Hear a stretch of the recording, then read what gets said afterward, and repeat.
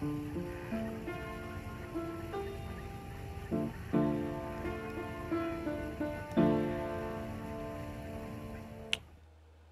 friends, welcome back. We are reading the other half of chapter 16 today. We left off when Rolling Thunder had just performed his war dance. The Berkeley meeting between Jim Woods and Rolling Thunder took place on a Thursday night. Woods had many questions that I found difficult to answer, so I was glad when Rolling Thunder finally arrived. He listened to the questions that had been put to me, and then he talked. We were told the day would come when the white man would shake hands with the native, but what is needed now between the white man and the native is not merely the shaking of hands. What is needed now is for the white man to make some restitution for the wrongs and the crimes that have been committed. What is needed now is the fulfillment of the treaties and agreements that have been made. Many people today want to befriend and understand the native and even learn from them. But the government, the Bureau of Indian Affairs and the Uncle Tommy Hawks, the BIA's puppet tribal councils, they are going in the opposite direction. They continue the cheating, and they continue the taking of native lands and the taking away of native practical rights and civil rights, and so things become worse. Even today, in this day and time, we are still losing our land and they are still killing our people, even our young people. Many of them have been found dead in the town of Elko or on the reservations. Sometimes they're found dead in the jail. We can't prove these things. We can't do anything in their courts. We can't convict or even investigate anybody, even when we know full well who does these things. Our people have no legal representation whatsoever. Lawyers in the town of Elko and other small towns in our part of Nevada are bought by the big ranchers and the mining interests and the cattlemen. They do not care for a poor person, especially a native who is the poorest of all. Our people are dragged into your courts, and many times there's no pretense of a trial. The recent Indian Bill of Rights doesn't mean anything out here. Only recently, a young man was thrown in jail, and he was not allowed to have an attorney or witnesses. He was not allowed to see his own mother before the trial, and although he had 3 witnesses on his behalf, they were not allowed to appear. No one, except the agency officials and the puppet tribal council, were allowed to attend the trial. And this man's actual crime was that he had the nerve to run for tribal council. He was a traditional native, and he thought by running for the tribal council, he could help his people. Instead, he was thrown in jail. The law calls for the hiring of natives on all government projects on the reservations. Yet even when there is the need for carpenters and builders, and natives are available to do this work, natives that have been taken out of their homes and sent far away to schools to learn these trades, you won't see any natives hired on these projects. They build highways right through our reservations where they should be required by law to hire our people, and yet they do not hire the available native labor. Even when they have to import that labor far away from other states. The kidnapping of native children from their own families goes on all over the country. They kidnap native children out on the reservations under some guise or some sort of child care or religious program. Any excuse is alright provided some white family wants a child or someone likes to convert people. These people would get together with the welfare agents and the sheriffs and the native agents. They'll go out on a reservation and take a child. They might say it's because the family is on welfare or has too many children or anything else they can think of as an excuse at the time. Often no papers are served. Religious groups like the Mormons, people who should be our best friends, people who claim that the native is of the chosen people, are very much implicated in this kidnapping business. We have heard that over in some of those European countries, they have what they call the Iron Curtain. We heard about a bamboo curtain in the last big war over in the East.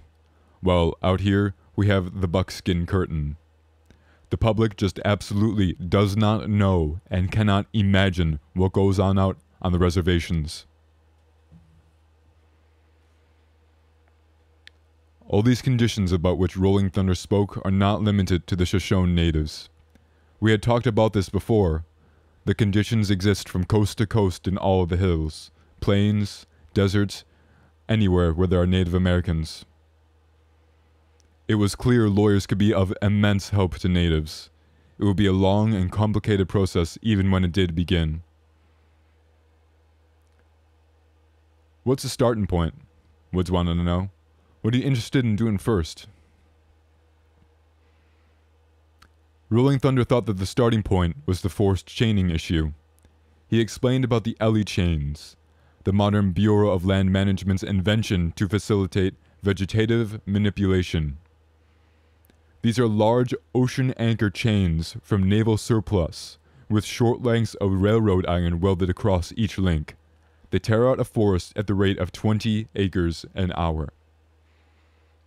The heavy chain is stretched between caterpillar tractors to drag away the pinyon trees, whose nuts are the traditional survival food of the Shoshone. Juniper, native tea, and sacred plants and herbs are ripped in the path. Wildlife is destroyed to clear grazing land for the private use of Nevada ranchers. Who's this land done on, and whose does it? Woods asked. Who authorizes it? Who initiates it? Well, it's done by the Bureau of Land Management, or it's contracted out by them. We have a BLM office in Elko and one in Ellie. It's all authorized and managed by them. But what they're doing? They're responding to pressure from big power interests in Nevada. These rich ranchers don't care about the future when the land will wash away and the whole area becomes a dust bowl. They are after the instant profits come from use of so-called public domain. If this land is the public domain, then it belongs to the public, and the public might need it someday. Actually, most of this chaining takes place on native treaty territory, not the reservations where they've shoved us, but our real native land, within our territorial boundaries spelled out in the treaties. And the Indians are the custodians of the land. For Rolling Thunder, these were the two reasons why the chaining issue should be the starting point. If the natives are the custodians of the land, the protection of the land and the will of nature becomes native responsibility. If the land in question is native territory, then the forced chaining issue is also a treaty issue. There has got to be some way for these treaties to be brought to the attention of all people and to force the government to face these treaties, to admit that they are breaking their promises and either live up to their part or mutually negotiate new agreements. We have tried in letters, in protest of treaty violations, and in court cases across the country where the treaties should be involved. We're fighting this pinyon tree training for two reasons: to save what's left of the pinyon trees, and to save what's left of our treaty land and rights. Jim Woods questioned Rolling Thunder about the Shoshone Treaty and its contents. We have a pretty good treaty with the United States government. The Shoshone Treaty is very clearly spelled out, and it is quite favorable to the Shoshone people.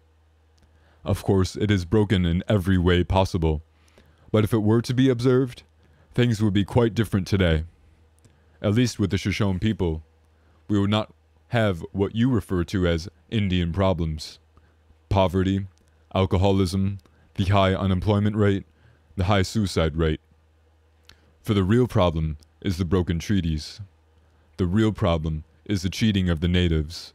This is the problem. People propose a lot of so-called solutions for these problems.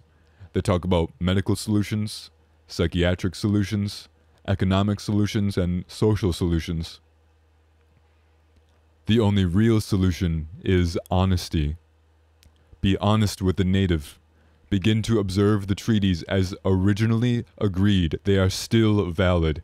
Begin to set right all the wrongs that have been accomplished against the native in all the years of cheating. Woods asked, "What's your position with your people? Do you have a position?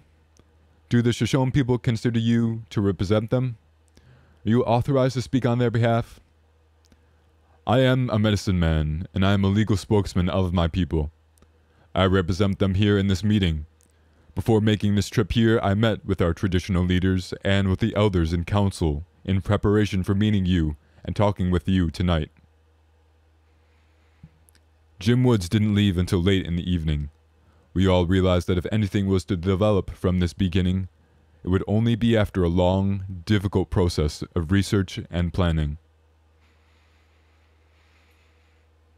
Curiously, I remembered those days of waiting, gathering herbs and waiting again before we left Carlin.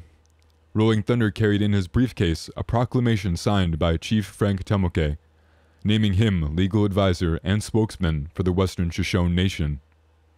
I had seen that. I wondered, however, about the meeting with the leaders and the elders. Where were they? How had Rolling Thunder met with them?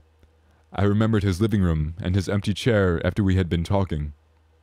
I wondered about those days when I had thought he was in his little house across the road. I wondered how he had known about this meeting that I had thought had been my idea.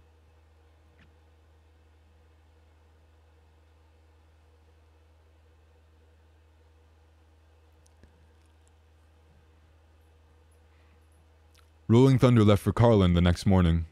I decided to stay a few more days to get a sleeping bag and perhaps another tent.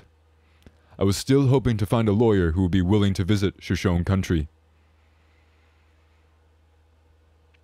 The following night in San Francisco, I met with members of the Committee of Concern for the Traditional Native. In a second-story flat over a bright red Chinese restaurant in Chinatown, 6 of us talked for 3 or 4 hours about David Montague, Rolling Thunder, and Swami Rama. I learned that it was corn that Sarah Greensfelder placed outside the door when David Montague spoke at the Ecology Center. Under theoretically impossible conditions, the Hopi raised corn as their main staple. Corn is the giver of life, and it is a sacred symbol. We talked about David Montague's lecture. As with other contemporary Native spokesmen, his message was at once teaching and invocation. The talk turned to Swami Rama. One of the members had talked and heard with Dr. Green and heard him lecture about Swami Rama in San Francisco. I had talked about the Swami at camp, and now everyone wanted to hear more about the remarkable things that Swami Rama could do, and about the similarities or differences between him and Rolling Thunder. I thought they shared fundamentally the same philosophy, but others there that night thought they saw a difference. While Native Americans talk issues such as ecology and human rights, East Indian teachers seem to be indifferent to these problems, advocating complete disinterest in worldly things.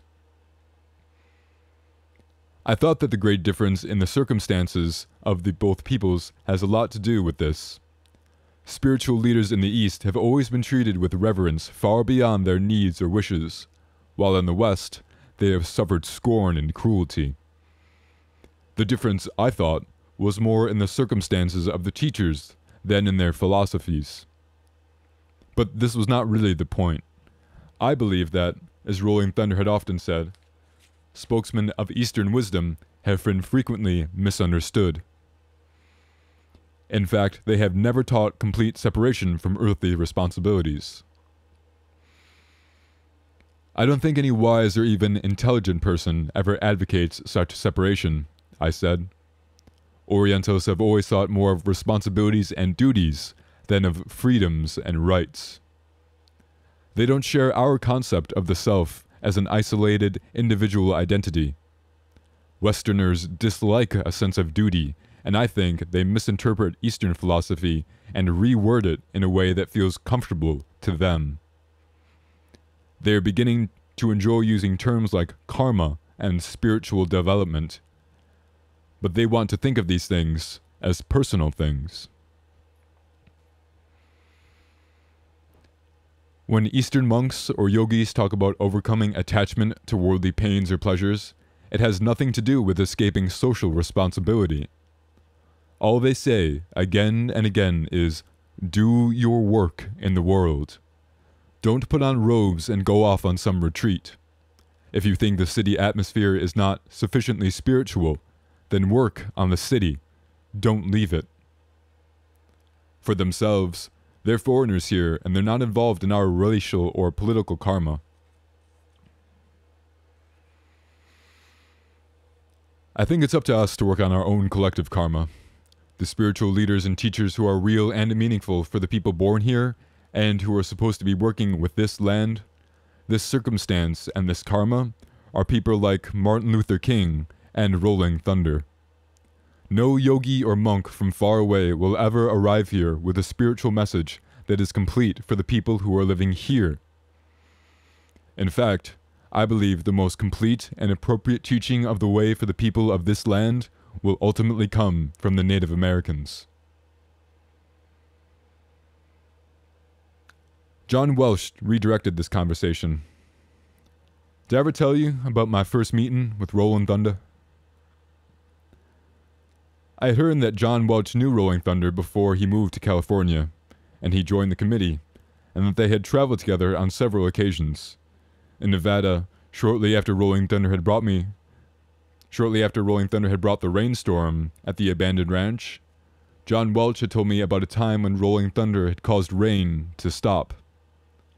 On a day when it had been raining for hours, Rolling Thunder took him up on a high hill, saying that when they reached the top, the rain would stop for as long as they were up there. And that, John said, was just how it happened. Our first meeting was accidental. Before I become involved with Indian people or Indian affairs, I was going through Oklahoma on my way back to Kansas City, and I knew that a friend from Ireland was there and he was intending a meeting. So I decided to look him up. The meeting was crowded and faces unfamiliar, but I ran into a young Indian guy I knew. We looked around and he pointed to an Indian across the hall saying that this man was Rolling Thunder, and that I should go over there and ask where my Irish friend might be. I went up to this man and asked him if he was Rolling Thunder. He only looked at me. I told him who I was and who I was looking for and waited for him to say something. Finally, he said some funny-sounding gibberish that I could hardly understand. I thought he didn't speak, or that he didn't speak English, or didn't understand a word I said. My Indian friend came over and we stood there for a minute. When he realized what was going on, he told Rolling Thunder that I was a friend. Rolling Thunder apologized in perfect English and said he was just being careful. When I told him I was on my way back to Kansas City, he told me he was going to Leavenworth to see about a Shoshone youth in prison for refusing to be a soldier in the U.S. government. He asked me if I would take him there. Rolling Thunder had talked about this incident in Council Grove. He said that he'd gone to a meeting of chiefs and medicine men in Oklahoma. Before he left, his people had asked him to bring back a young Shoshone who had been sentenced to 5 years in Leavenworth prison for refusing to go to Vietnam. The Shoshone treaties guarantee that the natives will not be drafted. Rolling Thunder was determined to bring the boy home where he belonged. So I was down there in Oklahoma, Rolling Thunder had said, and I got transportation from a white man, a teacher over at the University of Missouri, and they made my medicine on the banks of the Missouri River. It was a clear day, and the clouds rolled up black. They started coming in fast. The thunder clapped and the lightning flashed, and I knew then that it was going to be all right. We walked to the gates of that penitentiary, and the army officers were all out in front. They were watching a black funnel that looked like it might be 2 or 3 miles off, coming towards them. Anyway, I won't go through all the details, but that man is home today in Nevada, and he has no discharge papers. He doesn't know whether he should be in prison or in the army or what. They just turned him loose. In all our conversations at the camp in Carlin, John Welch had not mentioned the event, so I had no idea that he had been the white man with Rolling Thunder that day. The story had impressed me, and I had not forgotten it. Now I was hearing it again from Welch. I took Rolling Thunder in my car, and we got up to Leavenworth in the late afternoon. Rolling Thunder walked right up to that gate, and he said that he had come to get this man and take him back to Shoshone country. They wouldn't let us in. In fact, they wanted us to go away, but Rolling Thunder was persistent. Finally, some prison officer came out and talked to us. He told us it would be impossible to visit our friend. Rolling Thunder said he had come to get someone, not visit. They took us inside and waited in a room. Finally, another officer came in and told us that man had come to see, the man that we'd come to see, had been transferred. Rolling Thunder and I left, but we weren't ready to give up, so we stayed in a nearby motel. In the middle of the night, Rolling Thunder began talking loudly, and it woke me up. When he saw that I was awake, he looked at me and said angrily that he had been lied to, and now he was prepared to do things his way. He said that if they could use lies to accomplish what they knew was wrong, he could use fear to accomplish what he knew was right. When I asked him what he meant, he told me that he had just been inside the prison, and so he knew the boy was there. Then he told me to go back to sleep quickly, because we would be up before sunrise, and I would see his plan. It seemed only a few minutes later that Rolling Thunder moved about in the room and told me to get up so we'd go down the river before the sun appeared. We went down to the bank of the Missouri River where Rolling Thunder built that fire, and he started putting a lot of strange things in it. He lit his pipe and smoked it for a while, then he began some weird chanting.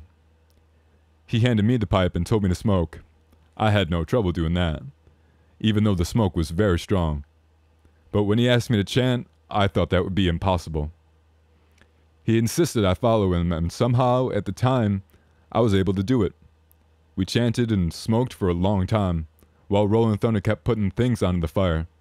I don't know how or when he had gotten those things. After a while, the small fire started producing an intense black smoke, which rose straight up above the fire and hung high in the air. It grew blacker and blacker above our heads. Then there was thunder, loud and frightening. It seemed to start very far away and come right up against our heads. I could actually feel it. Then black clouds were moving all across the sky and they collected right above us. It got so dark that the flashes of lightning were brilliantly white. The lightning was all around us and it made a sharp, crackling sounds. Right in the middle of all these things going on, Rolling Thunder put out the fire and told me to walk with him. We got up over the bank and started walking. I kept turning around and looking back, and the sky was all clear, except around us for one big, black cloud, which came down to a point right above where we had been. It looked just like a funnel. When we reached the prison gates, Rolling Thunder shouted at the guards in a really powerful voice. One of them rushed inside and returned with some officers. They kept telling us to go away. Rolling Thunder kept saying he wanted the Indian youth. He told them that he had seen him in there, so he knew right where he was. They all looked surprised, but they still tried to force us to leave. Rolling Thunder pointed back to where we had come from, and you could see that black funnel in the sky. He told them to watch it, and they did, because it was coming right for us. This was his tornado, he told them, and it was about to rip the whole prison wide open. The funnel moved slowly, but it kept getting closer and closer. Everyone just watched it until it was nearly on us, and then some of the people went rushing inside. Sand and rocks started flying through the air, but none of them hit us. Nothing hit me, anyway. I could hardly stand up, and I had difficulty seeing. Rolling Thunder appeared calm and steady, and he had eyes on the prison gate. Pretty soon, the gates came flying off, and you could hear it rip loose. It went flying through the air, spinning around and around. The prison officers, they brought out the young man. There was no formality, nothing. They just let him go. He went back west to Shoshone country. As far as I know, he's back home still. That is the end of chapter 16, my friends. Niawa, thank you very much for listening. Back soon.